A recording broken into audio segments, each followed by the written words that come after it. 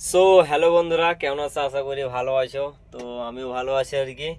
তো এর আগের টিপে তোমাদেরকে তো দেখালাম ভিডিও, ঠিক আছে, হরিয়ারপাড়া খালি করে এলাম। তো আমি এখন আছি ডিপুতে, ঠিক আছে, চলে এলাম খালি করে। দেখতে পাচ্ছ এই হচ্ছে ডিপু। হ্যাঁ, আর সামনে একটা গাড়ি লোড হয়েছে, দেখতে পাচ্ছ টেলার। তো আমাদের কোথাকার মাল দিয়েছে, ঠিক আছে, আর কি মাল দিয়েছে দেখাচ্ছি তোমাদেরকে। তো এই হচ্ছে স্লিপ, আমার গাড়ির নাম্বার 8333। আর কি দেখতে পাচ্ছ পেশেন্ট, ঠিক আছে। তো মাল আছে পিসেন্ট। আর মানে কোথাকার মাল বলতে মালদা, প্রচুর জার্নি, লং এর মাল দিয়ে দিয়েছে মালদা।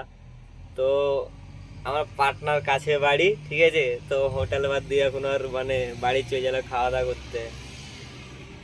তো খাওয়া দাওয়া করে আসুকো, আর আমাকে বললে তুমি লোড করে নাও। তো আমি লোড করবো, যে সামনে যে গাড়িটা দেখতে পেলাম পয়েন্টে লাগা আছে, ওই গাড়িটা লোড করার পরে আমি লোড করব। তো আজকে লং এ জার্নি আছে।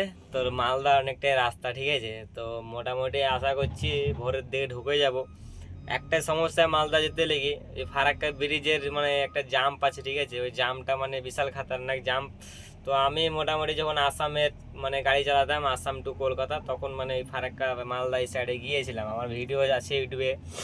তো জাম বলতে ফারাক্কা ব্রিজ, ঠিক আছে, এতটা খারাপ আছে, এই লেগে জামটা লাগে, আস্তে আস্তে সব গাড়ির পার করে, তো ওই লেগে জামটা লেগে যায় বেশি। তো আশা করছি রাত্রেবেলায় জাম পাবো না, দিনে জাম পাবো, মোটামুটি সকাল দিয়ে 10টা 9টার দিক থেকে জামটা লাগতে লাগে। আর বাজার কালিয়াচক ফালিয়াচক, ঠিক আছে, এমনি ভিড় ফিড় থাকে একটু, বাজারটা ওইদিকে হাট বাজার একটু।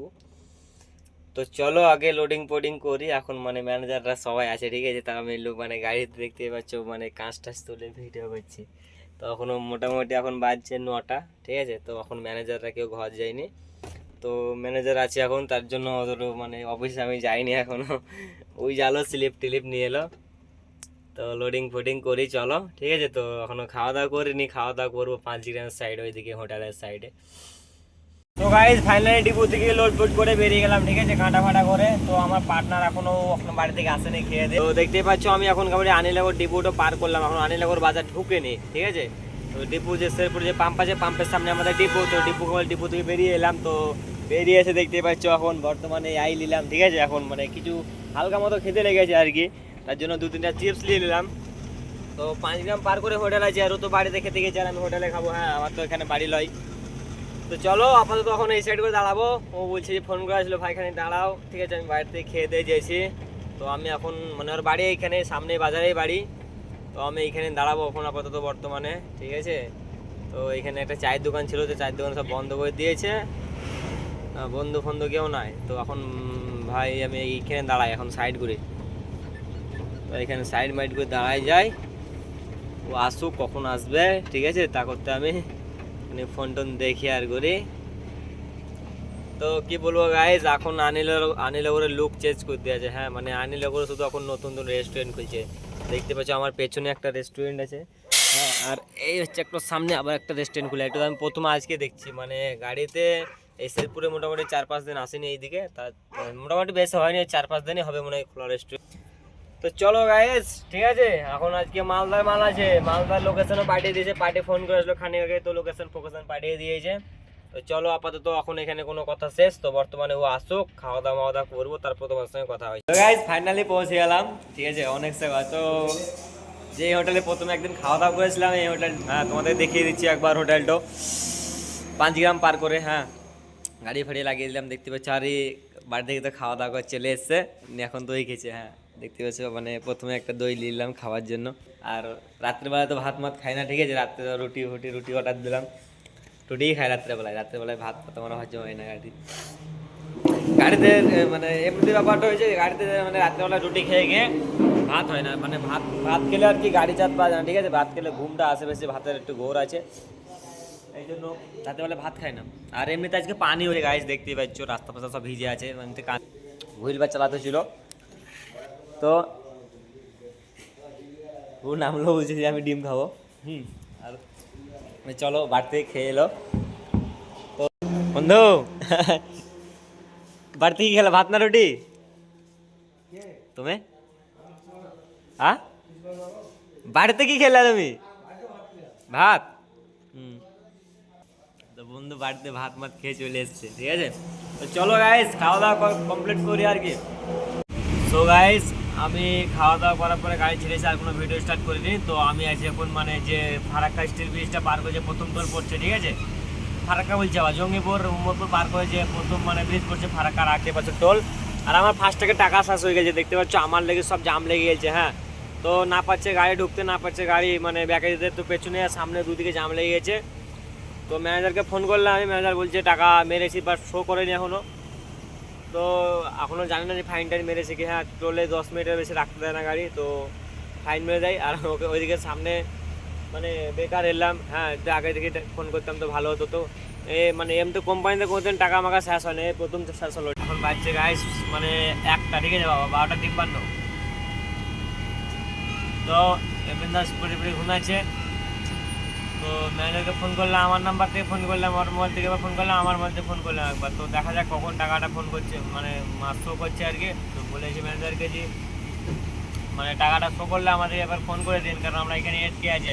তো এমন সিচুয়েশান হয়ে গেছে এখানে গাইজ, না পাচ্ছি ওগাতে, না পাচ্ছি পেছে। তো দেখতে পাচ্ছ আমার লেগে গাড়িগুলোকে কীরকমভাবে ভরছে। তো গাড়িটা পেঁয়াজ লোটা, হ্যাঁ দেখতে পাচ্ছি ওটা পেঁয়াজ আছে গাড়িটার। আর আর এগুলো সব হচ্ছে মালদার গাড়ি, এত বালি। আমাদের শিবড়ি দিক থেকে বালি নিয়ে আসছে মালদা গাড়ি। এগারোটা লাইট বেশ লাগা আছে, খারাপ নাই। বাহ, স্পেশাল হরেন লাগাইছে। ও বন্ধু, বন্ধু হাই করে ভিডিও বানা দেখলে হাই করে দিয়েছে একবার। ভিডিও বানাতে বানাতে ম্যানেজার ফোন, ঠিক আছে, তো বললে টাকা শো হয়ে গেছে, তুমি চলে যাও ফার্স্টটাকে এবার। তো এবার গাড়ি স্টার্ট তো হয়ে আছে। গাড়িটা আছে দেখতে পাচ্ছ মালদার ডালাবডি বালি রোড আছে। সো গাইস একটা ঝামেলা থেকে মিটলাম, ঠিক আছে, মানে একদিকে ফার্স্টটাকে টাকা ছিল না, তো টাকা জিগে মারলাম মানে মালা করালাম আর কি। তো এই ফার্স্টটাকে ঝামেলাটা মিটলো। তো এরা বলছে বা মাল বেশি হয়ে গেছে, ঠিক আছে। তো আর এক ঝামেলা দেখতে পাচ্ছ, হাতে স্লিপ ধরে। তো আমাকে বললো আর কি গাড়ি মাল বেশি আছে, তো কাঁটা করতে হবে। তো দেখতে পাচ্ছ স্লিপ ধরে দিয়েছে, আর এগুলো সব মাল বেশি আছে। এটা সামনে বালি গাড়ি দেখতে পাচ্ছ।